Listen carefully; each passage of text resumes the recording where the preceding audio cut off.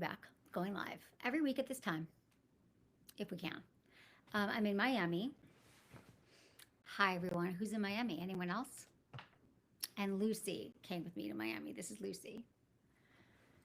And I'm in a cool hotel, and I can't see. We got to figure that I out. know, I'm figuring it out. Let's see. Um, Okay, I see you hi. live. Cool. Let's see. We can call him. I just want to be able to see who's, because then I can't. Yeah, I mean, I can show you. Are you on this for Riverside now. too?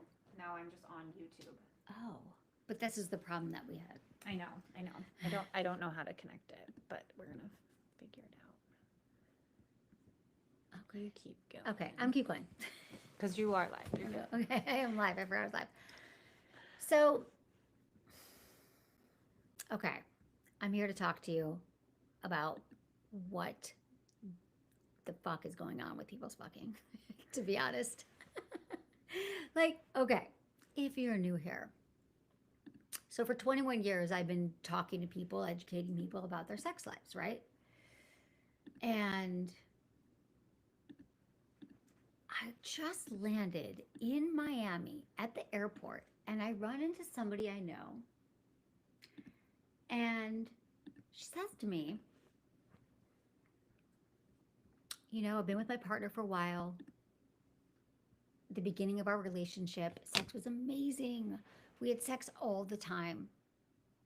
It was so great. We fell in love. Now we're together. We got married. But right now, just not feeling as much in the mood for sex. They've been together like 8 years. What do I do about that? I love him. He's my best friend. Everything's, our relationship is great. We like doing the same things. Can't imagine my life without him. But I'm just not in the mood for sex when he's in the mood for sex. And it's like, she's wondering, like, what's wrong? Is it me? Is it him? What should we do about the relationship? And here's the thing. Let me land this plane for you. In every single relationship that I've come across in the last 2 decades has a similar scenario going on. Whether they've been together 2 years or 20 years, when they met, the sex was incredible. They had passionate sex. They were so hot for each other. They couldn't wait to rip each other's clothes off every time they saw each other. And they're like, this is my person. I just couldn't wait. My body shook, the way they touched me, the way they looked at me, it was incredible. But now we've been together a while. We've got kids, or we just both got really busy. And I'm just, we don't always want it at the same rate. This happens. What I'm talking about is mismatched libidos or desire discrepancy, right? In every relationship, this comes up. But we don't know what to do about it, right? We don't know how to get our bodies back on board. We're like, why did I want it? And then we beat ourselves up. And then we're thinking, is it our partner? But here's the truth I want to say, that we are responsible for our own pleasure. We're responsible for our sex drive.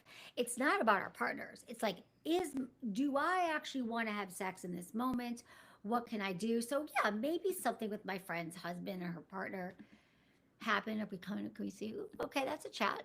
No, they're great. Perfect. Great. We can see. Okay, that's part of it. It's not the same one as this. No. I've just got a lot to say about that. Where was I going? So, in every relationship, there's going to be differing desires, okay? And you're not going to want sex at this. Can we just take a moment of silence for the honeymoon phase? That's what I want to do. I want to start off by saying, okay, so my sex drive is going to change over time. I don't have the same desire I had early on in the relationship. That's going to happen to everybody. Okay, so let's just say that's a fact. But now what do? We have this expectation that we should just, we should be able to be aroused and turned on demand. Like the second we see our partner all the time. But there's so many other factors that go on in our lives that are related to our sex life, right? Like what if you're stressed? What if you're worried about, money or your job? Or what if you don't feel good in your body, right? What if you're like, oh, I gained weight or I don't feel sexy?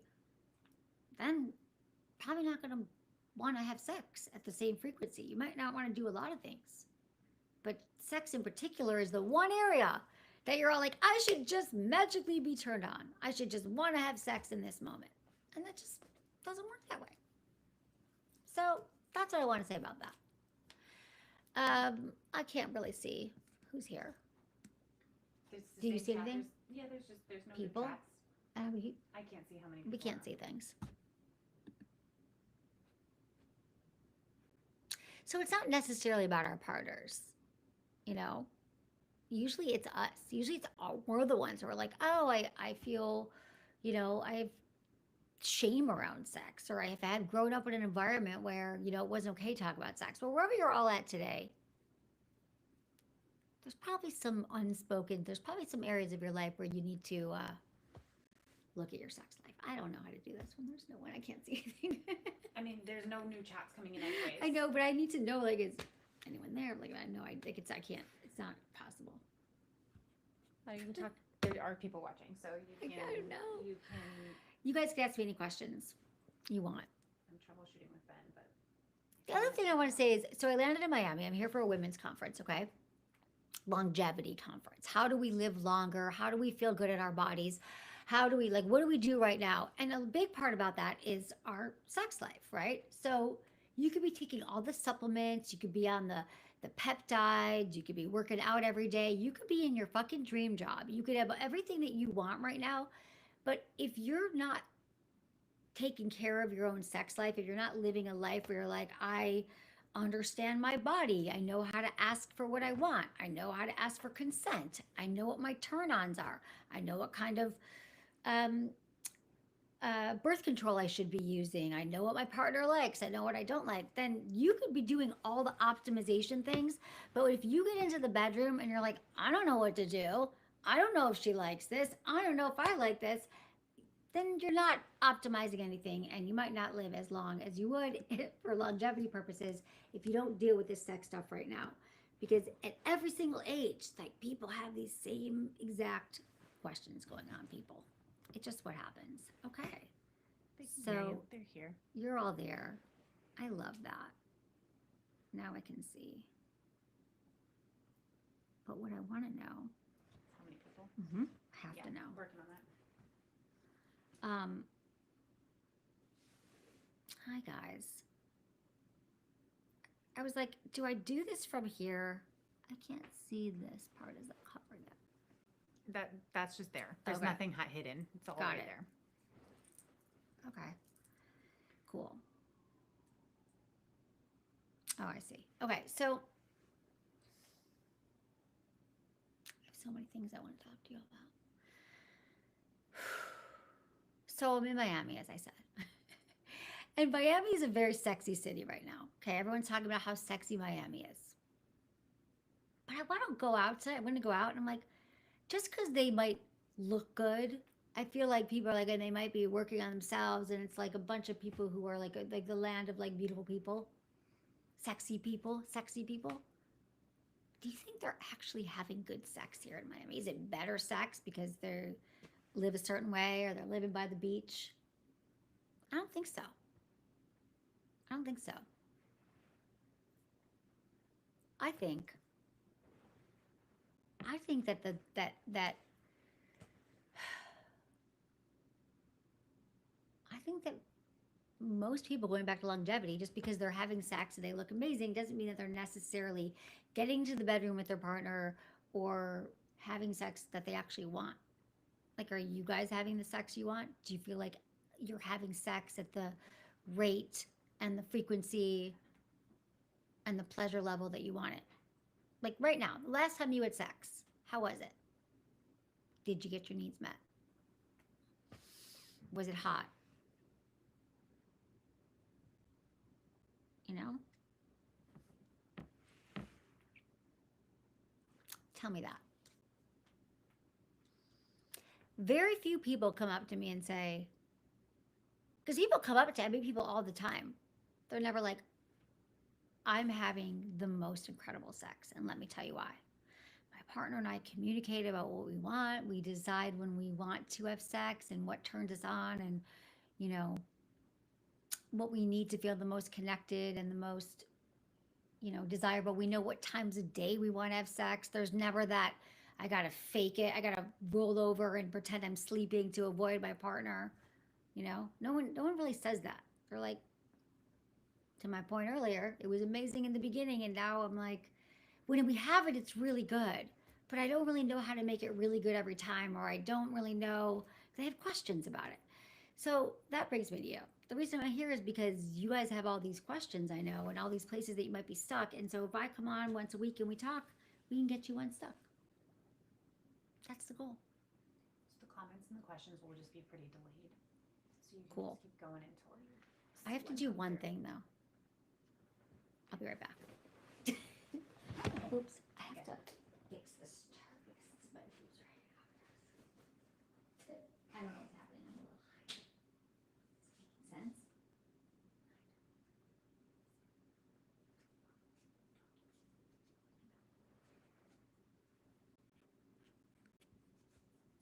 I just can't wear this.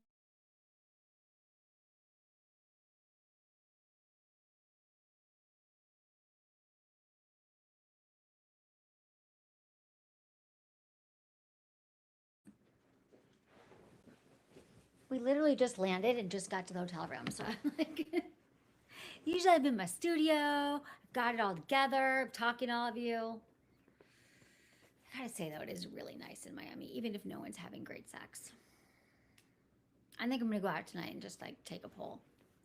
Um, so should I get into your questions that you asked earlier? Let me do that. Hold on, did I move this off the thing? We're using a pillow as a little bench here, little table. Okay. So I want to do that one. Okay. You guys want to have a porn question? Is it healthy to occasionally watch romantic porn during intercourse? I don't often hear the words romantic porn together, but I like it if this is what they meant. There is a certain porn genre called, is it muted? No. Can you guys hear me still? Oh, there was a thing. There is a, okay, so when I see romantic porn, I think about ethical porn. There's certain companies that make porn by women, for the female gaze. Because if you think about it, so much of porn is made by men, for the male gaze. So I think it'd be really hot to, if I'm a man, often we see like dominating a woman or seeing the penis go in and out and, a lot of things that men find sexy, right? There's not a lot of story, and this is not all men, but this is what I'm saying. There's not a big storyline or a plot. You just kind of cut to the thing, watch it for 5 minutes, and you get off. That's a lot of the porn we see. And then you see some extreme stuff, like, dominance, submission, all that stuff. But then there's romantic porn or ethical porn, female friendly porn. And this porn has more of a plot. There's more of a, she doesn't just have sex with the pizza guy after he rings the doorbell, but we know, when she placed her order, maybe she knew him from before. She kind of knew it was going to happen because it was the second time he delivered a pizza. You know what I'm saying? There's a buildup. We're getting attached to the characters in the moment, and then they have sex, right? And then usually the sex they have is more about, it's a little bit slower. It's a little bit more seductive. Maybe they're, you know, flirting with her a little bit. They're teasing her. They're making her feel sexy and appreciated. Maybe they're going down on her, right, for a while. Maybe they're using sex toys, right? And there's all different types of bodies, right? All female bodies are represented in this romantic porn, typically. It's, and this, so that's what I'm thinking. So, what I want to answer your question is it okay to watch romantic porn during intercourse? Yeah. If you both find it really hot and it's a turn on and you enjoy watching it, and maybe you together pick out what porn you want to watch, it can be really fun, right? It can actually help you have more ideas and inspired about the sex you're having. Like, that's a really cool position. That's a really sexy role play. Maybe I'll be the nurse and you'll be the doctor and you'll be the teacher. I'll be the student. Like, you're like, we could do that. Or maybe we should buy that toy, or you could tie me up in this way. And, you know, it kind of sparks ideas. It's like creative. And there's also less pressure. Because the other thing that happens, what I like about adding porn that you both like, if it's not replacing your connection, if it's not, well, we're both gonna watch this porn and we're just gonna pretend we're someone else, and that happens too sometimes. But if it's to numb out or avoid the person you're with, no. But if it adds to your connection, I'm not for porn watching with a partner. In fact, since so many of us get really, really distracted during sex, or we get, since so many of us want get like we disassociate, we leave our bodies during sex. We are thinking about the text we didn't send our boss back, or the laundry, or something, or God, I don't want to be having sex right now, or I don't like how I look at my body. Sometimes we're thinking that during sex, right? And then we're like, God, I hope the sex is over. Or we're thinking, is my penis look okay? Do you think she likes how I look? And we're not thinking about sex at all. And then we're wondering why we can't make great sex. So if you're watching something that you both are turned on by, it's you're both focused on something else rather than being in your thoughts and thinking the things that are not making you feel connected. Because we're our own worst enemies in the bedroom. We beat ourselves up. We tell ourselves stories. My penis isn't big enough. Does she really like me? Does he know what I want? And so most of the sex we're having isn't really that satisfying because we're in our heads. So that's why I think we like adding things to it. Like if you're watching porn, or you're playing with toys, or you are role playing. And don't knock role playing, okay? Everyone's like, oh, I could never pretend that I'm the bartender and she's the that comes into the bar and orders a drink. Yes, you can. You can. And in fact, I highly recommend it, because when couples, like, imagine this, okay? Riddle me this. Instead of just sitting home and scrolling on your phone, you say to your partner, you know what? Let's go down to the bar tonight that we always go to. I want you to go there 30 minutes early and sit at the bar. And then I'm going to show up 20 minutes after that, and I want you to be sitting there, and we're each going to pick a different name. We're going to pick our alter egos. Instead of Emily, I'm going to be Hope, because that's my middle name, and Hope is my alter ego. She's super. What would Emily be? What would my opposite be? Well, this isn't about me, but maybe she would be less. She would be more open, or I would wear something I wouldn't normally wear. Maybe I'd put a wig on, right? Maybe I'd wear some really short skirt. I'd wear something that is not typically me, something that makes me feel like another part of myself. And then I tell my partner to do what dress, be someone different. When we both show up, we're going to change our names to that alter ego person, and we're going to just come up with a different story about it. And then my partner comes up to me and approaches me, right, at the bar, or we're at the thing where we always go. And they're like, hi, I'm John. He's not really John, it's really Ben. I'm John. And I'm like, I'm Hope. And then we just flirt, we order the drink, and even if it's funny and hysterical, or we're like, oh, this is so weird, at least we did that for 10 minutes. We pretended we were someone else. And I can't tell you how many people I know have, once they get over the weirdness, like, that was the best night. That was such a fun date night. I was a blonde tonight, and my partner wore this suit, and we pretended we were someone else. Or you could do that and recreate your first date. You could be like, just come up to me and pretend, like, let's pretend we have never met before. I mean, it's just a way to chat. What I'm talking about is playing again with sex and getting ourselves out of our head, because I'm telling you, the reason why you are struggling in some way with your sex life, like right now, maybe you can't have orgasms with your partner, or there's something wrong with your libido, or you what are all the other problems you have with sex? You come too quickly, you don't know if your partner likes you, you're not in the mood.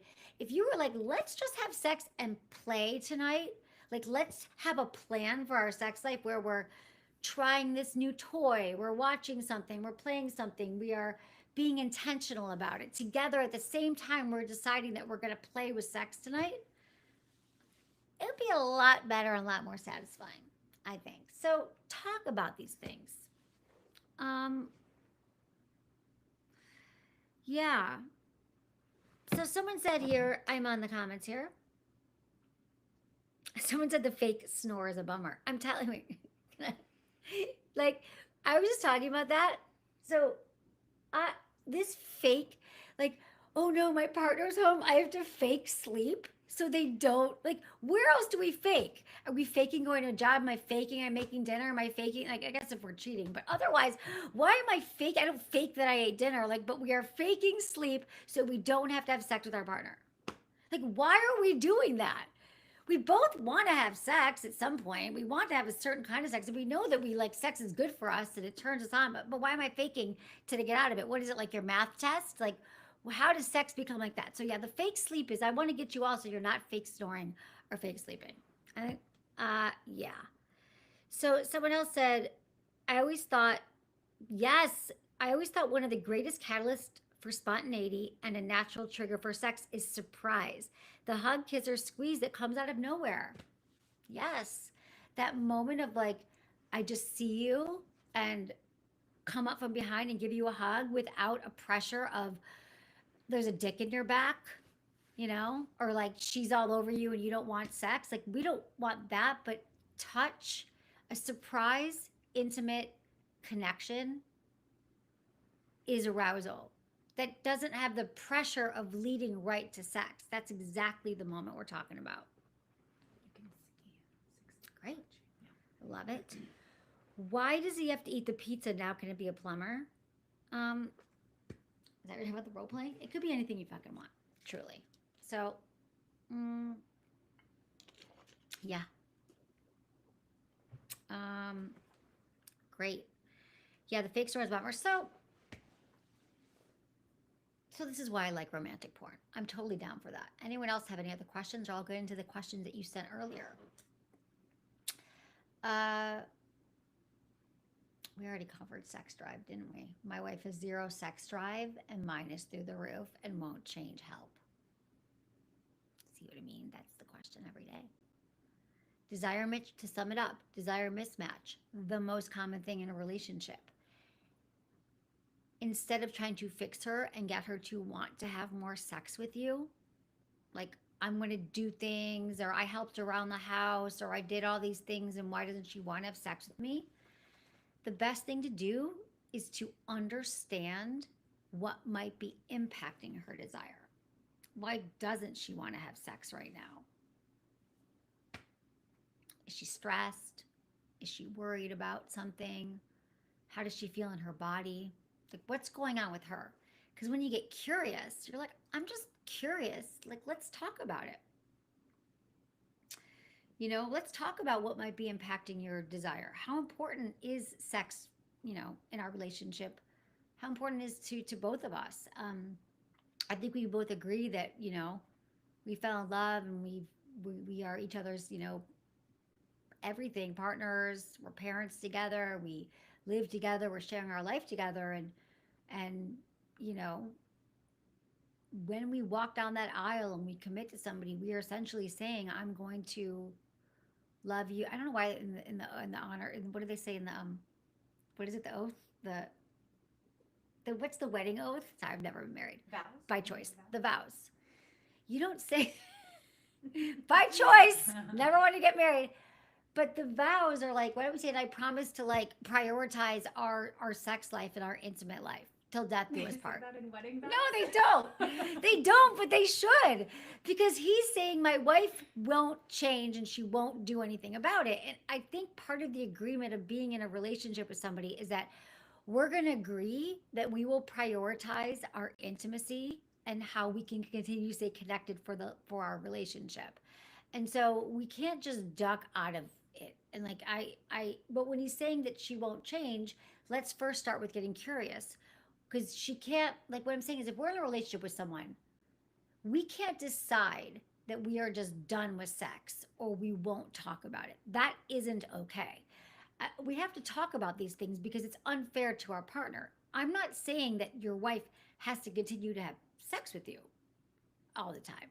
I'm saying it's both of your responsibility to think about prioritize and work on your sex life together. It's both of your responsibilities. And she might be deciding, like, right now I'm in a season of life where my hormones are out of whack. I'm feeling really depressed. I'm trying to think of why else your wife, I've never met her, but why she doesn't want sex. Maybe she doesn't feel as close to you. Maybe resentments have built over time in your relationship and she feels resentful. And so she's not turned on. We don't know why your wife won't have sex with you, but you got to get curious about it, right? So maybe she just needs to feel intimate and more connected. It's an ongoing conversation, right? Usually we don't talk about the desire discrepancy or the challenge in the relationships until it becomes a problem. So that's why right now, if you're in a relationship and you're having sex with anybody, I highly encourage you to go and talk about your sex life tonight. How are we doing? What would feel good to us? You know, what do we want to try? So that's that question. Next one. Yeah, totally. We got this. Oh God, I don't know how to answer this sex school question. I would love to. Oh, I can't answer this. I'm looking into studying sex therapy. Where's the best school to do this today? Is there an online class that you recommend? Listen, we need more sex therapists. We need more sex educators. It's so important. I would look at programs that are accredited by ASECT, the American Association of Sexuality Educators, Counselors, and Therapists. Go to ASECT first, AASECT, and some great options. CIIS, the Center for Integral Institute for Integral Studies. Widener University is amazing, and I can't really recommend any online places right now, but this is more of an offline. I'm trying to, I think we used to have a post on it at sexwithemily.com that talks about this, but like it's yeah, check out ASAC. Let me know if you have questions. It's really been hard to find some great programs, but there are more emerging all the time right now, which I love, but I don't know who you are, what your background is. Not to recommend you where to start at that, but if you go to the website, check it out, you'll get more information that will like allow you to be like, oh, am I interested in what kind of sex therapy am I interested in? Where do I want to go?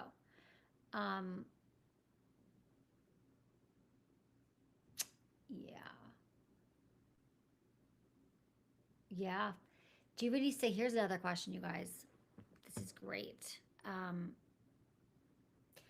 you have any suggestions for a 35-year-old virgin finally starting to sexually explore with her boyfriend outside of the constraints of conservative Christianity? Okay, should we talk about that for a minute? Um, yeah, first off, nothing wrong with this, late about this, you're not behind. I get a lot of questions from people who've never had sex before at all different ages 20, 25, 30, 35, 40. And there's always this shame attached to it. Like, I'm behind. I should already have been having sex by now. What's wrong with me? And I have so much to catch up on, and there's so much I haven't learned. And is someone going to shame me, or is someone going to make me feel bad? And like, what do I do? What do I do? I feel like I'm behind. And oh, that felt good. Scratch my head. Um, we all start our sexual journey when it feels right for us, right? That's what matters. So what you're asking is this is the time that I want to start on my journey, and you're ready. I think that's amazing. In fact, many of us start on our sexual journey and it's not necessarily the right time. It's not actually when it feels right for us. We thought we were in high school and our partner wanted to have sex and we weren't really ready, and honestly we didn't know what we were doing. And then a lot of times we have sex in our 20s, or even our late teens or whatever, early in life, and it's more for our partner's pleasure. It's more performative. So anyway, I love that you thought about it. You waited until you were ready, and now you have a boyfriend, and you grew up in a conservative home. So a lot of people grew up with very, you know, religious Christian backgrounds where sex wasn't openly discussed. And when sex was discussed, it was usually through a lens of if you're going to have sex, you should only do it to make a baby, and any other kind of sex and you should be married first. You should be married, have sex to make a baby to please your husband, but that's the only time you should have sex. And if you do it any other time, you are shameful and you're going to go to hell. Basically, is the message you get. So then you grow up with this message that I sex is this thing that I gotta wait for and I gotta do under these constraints, and I don't even know my own body. I don't even know what sex is. I've never even felt my own body, because also masturbation is often, we're often told that we can't touch our bodies. So I'm just guessing where you came from. The question is, do you have any suggestions for a 35-year-old virgin starting to sexually explore with her boyfriend outside the constraints? So there's nothing late about this. I'm so glad you're starting your sexual journey when it feels right for you, because that's what matters. You're on number two. So that's the other thing. You're not late. Number two, you are unlearning shame based messaging that came from a religious background that you grew up in. So please go slow. Please be gentle with yourself. Please start to look at rewiring your brain around. So the fact that you're even asking me this question, you've come across my page. I think this was asked through Instagram. You guys, I've answered for 20 years a lot on my Instagram. If you check Sex with Emily everywhere, my podcast is Sex with Emily. And so you got to go slow. You got to be gentle with yourself. And if nerves come up to sex, up until your third, for the last 35 years or since you can remember, has been a different way. And so for your body to catch up right now, and your body to fully be on board with sex and to actually feel sexual energy move through your body, is a whole new concept. So it's not just about sex with your partner. I would say first it's important to figure out your own body. Like, have you touched yourself yet? Do you know what feels good to you? Have you given yourself an orgasm yet? Um, that's just something to think about. But I understand that right now it's the container of your boyfriend. So, we got to rewrite your relationship to sex now. So the key thing is communicating with your boyfriend and letting him know exactly where you're at. There are zero things to be shamed about. Let him know. I don't know if your boyfriend also came from a conservative background, but letting him know that this is new to you. And here's the other thing. Here's what I want to say about the word virginity. The word virginity also has sort of negative connotations, like you're losing something, you're giving something up, you're a virgin, you're sacrificing, right? What if we rewrite it as your sexual debut? This is your sexual debut, and your boyfriend is invited, okay? And so, if it is your debut and it is your coming out, then it's really about you communicating your curiosity, what feels good, what allows you to feel safe and connected. This is about exploring your sexuality for the first time. This isn't about a performance. This isn't about being good in bed. This isn't about, oh, I hope that I look good and I move the right way and my partner thinks I'm sexy and he feels good. This is about you saying, what would feel good to me? Do I want sensual touch? Do I want slow kissing? Do I want to explore each other's bodies? Let the pleasure and not the pressure guide you on this journey, okay? That's what it's about. But go slow and communicate and be honest with your partner, because I think, again, so much pressure and it just doesn't serve us. And go easy on yourself and be kind. It's not easy just to be a sexual, just to have all this pressure from years built up on you. And I honestly think a lot of us would do well taking all this message and thinking, how can I be more intentional about the sex? Do I feel good in my body? Am I having sex that's consensual? Do I know what feels good? We can learn that message at any time in our lives, whether we're launching into our sexual debut or not. Yeah. Um, so good. This is great. So glad you like the podcast. The live version is great. Guys, I'm so glad. Hi, everybody. Thanks for being here. This is the live version that I want to do. I just want to come on and talk to y'all and talk about anything that comes up for you guys, because we need this, right? Like, I need this. I need to tell you, we need to be talking about this stuff so much. Like, even if there's something that you pull from this tonight, you're like, oh, yeah, actually, when I'm going to go on this first date tonight, or I'm having sex tonight, or I'm doing whatever, maybe I'll just take a moment and get curious about what my body wants right now. Like, what would actually feel good to me right now? Do I need, a glass of water first? Do I need to go for a walk? Do I need to talk to my partner? Do I need to share something with them? Do I need to talk about our day? Like, what would feel good to me? Not in relation to my partner, but for my body, for myself. You can just think about that for a minute. Because I guarantee you there's so much pressure around, like, it's date night or it's sex night or I hope I look good or and it's never around the actual thing that's going to make you feel like a lot of things we're worried about sexually, I guess, are not the things that are really going to make it that satisfying and pleasurable for you. Right, Ops? Right. Facts. Mm. Aubrey's here with me. We're traveling to a women's conference. But men could come too, I think. Maybe not, though. Maybe not. Maybe not. Not because we don't love you, but I don't know that there'll be a lot of men here. But there are men in Miami and women. We'll find out what happens. Okay. Anything else here? You can have whatever. Yeah. Well, I love you all. What else do I want to tell you? I'll be back next week. I'll be back next week. I'll be back next Thursday at this time. Next time, I'll be in Michigan. Yeah, I'll be in Michigan. I'll be in a whole nother location. You guys, Check socials. check my social media, Sex with Emily. Subscribe to my newsletter. You'll love my newsletter. What else is coming up? Anything else? I'm going to be going on tour. So, absolutely check out my Instagram, sign up for my newsletter because it's a good newsletter, and come back next week and I'll tell you everything. And yeah, all social media, all the places, Sex with Emily. Send me your questions here, DM me. Got hearts going for your tour. Aww. Love it. You guys, the tour is going to be amazing. It's comedy. It's all about you. So my live tour is going to be like this, but we're going to be in person. And I'm going all over the country. And I'm going to be talking to you and we're going to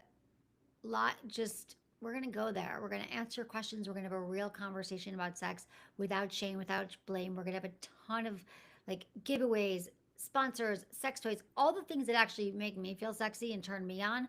I want to share with you and I want you to feel them, experiencing them, meet other people who are like chill around sex and want to feel good in their bodies. That's the tour.